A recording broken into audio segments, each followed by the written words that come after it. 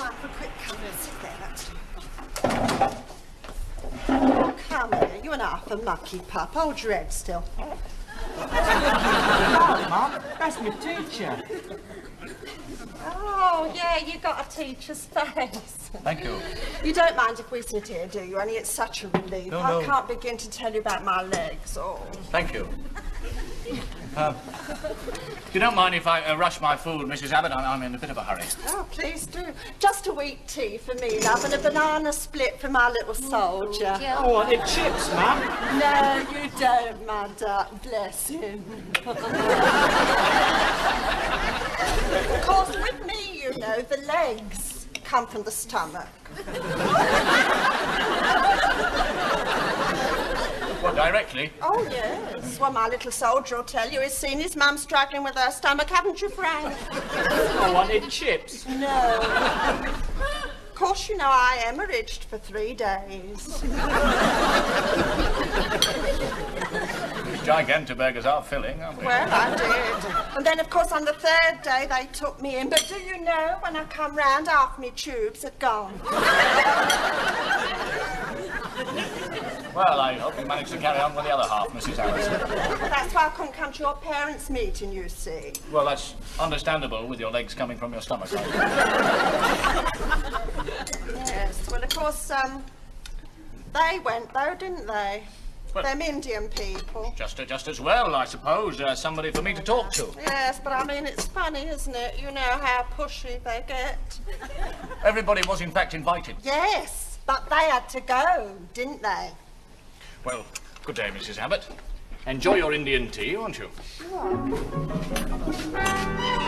School when all's said and done. Of course, I blame the teacher, you see. I mean, it was the continuous beating of the boy that caused the appendicitis. Well, you know, that's what they're calling it. Trying to spare my grief, which God knows they needn't, because I've had enough of it in my life. I think you got cholera, dear. Oh, dear, they said ringworm. Yes, well, it does attack the head. Mrs. Abbott? Specialist, he is. Oh. My little soldier didn't wake up, did he? I can see it in your face. Please, Mrs. Abbott, it was a slight appendectomy. He's now in the recovery ward. You can see him when he wakes up. You mean if he wakes up, don't you? No. And Mrs. Abbott, will you please stop directing maternity patients to the accident ward? My child is hovering. How does it attack the head? What, dear? Cholera. Hey? Oh! Through the rings of the worm. Oh, never mind, dear, never mind. No, but I mean, he was a brilliant child, brilliant. Used to come top in every subject under the sun, in spite of that swine of a teacher constantly bashing him from pillar to post. But will they get it out to me head? What? Of course they will. They dig a hole in the skull nowadays, you know. Oh, yes, they burn it out with a laser beam. That's him. Mrs. Abbott, I've just spoken to the doctor. Good news, isn't it? Don't you good news me. How could you do it to the boy? How could you when you know what his mother's stomach is like? Still, you look quite well. Oh, my God. Well, with these burning hot logs hanging off the end of my body. Yes. And may I ask, isn't this enough to bear without having my little soldier in there fighting for his life, thanks to your brutality? I only ever flicked him round the ear. You might just as well say that stamping on someone's foot causes baldness. well, mightn't you? I don't know what to say. I've got cholera.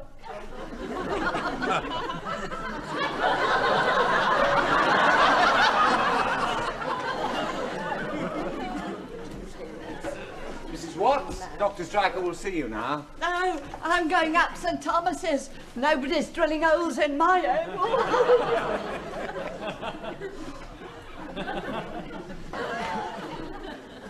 Oh.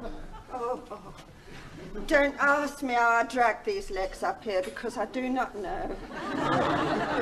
I can hardly stand, you know, when the shrapnel starts moving. Then you see, I mean, apart from the legs and the stomach, I've now got it in the ear and all. Oh. It's a very big bit, you know. It's lodged behind The me. doctor said he would like to shut me in a soundproof room forever. Yes, well, do you want something? Yes, I do. I want my little soldier protected from that Edges person. Oh, you poor woman. Yes. And to think you've had to drag yourself up here all that way on those legs. Dear, dear. Tell me, what's he done? Done? Only a perversion across my little boy's hospital bed, that's all. Eh? My poor little Frankie had just fought his way back to life. After them, doctors had practically all given him up. And what did he find when he come to? You just tell me that. Only that Edges creature having his evil way with the nurse. Sounds like him. Yes. Yeah. I suspected, you know, he's been on drugs for some time. Oh, yes. But don't you worry, Mrs. Abbott. Oh, no. You come along with me. I will take you to my headmaster's study. Right. Now. No! Mind the arm! Oh, I'm so sorry. My God! Right, George, that leg's gone stiff on there. Mr. Cromwell. Well, my late husband will tell you that. But how a dirty little toe rag like him can be allowed to walk the streets posing as a teacher, I do not know. Mrs. Abbott, do you think you could possibly formalize your complaint without using emotive language? I bore Frankie, Mrs. Ewell. I bore him. Bores me and all. Mr. Hedges may be young and physically, well, aware, but...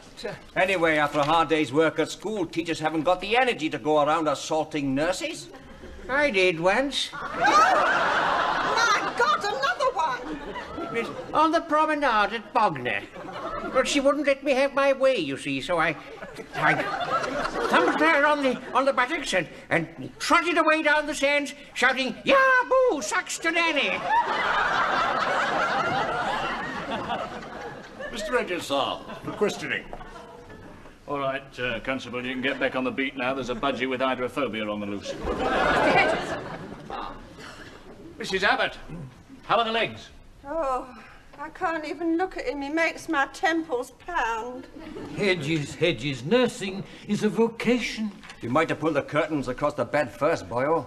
Mr. Hedges, we'd like to hear your version of what went on at the hospital yesterday. Aye, the unexpurgated version. Mrs. Abbott started the cholera scare.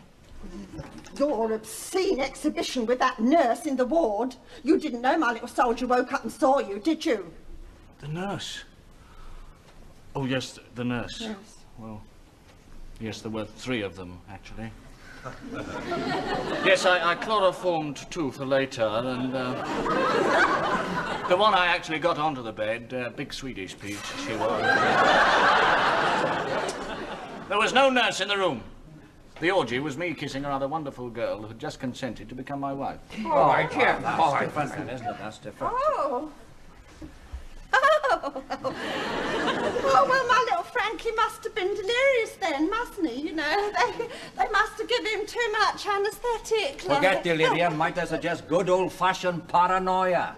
Oh, can I get it on the national album? Do call again, Mrs. Abbott, if you have anything to discuss with the staff. Bearing in mind, of course, that if it is of today's colourless nature, it will be discussed in court. Congratulations, boyo. Thank you. I'm so glad. Well, perhaps as you've spent most of the morning discussing my fiancée, you'd like to come round to my place and meet her for a drink tonight. Well, see if she finds favour with the tribal elders. Mr. Edges, on my behalf and on behalf of your colleagues, who stood shoulder to shoulder with you against that woman's vile exhibition, I should be more than happy to accept your kind invitation. Hello, Mummy. Don't you mummy me, you lying little sod.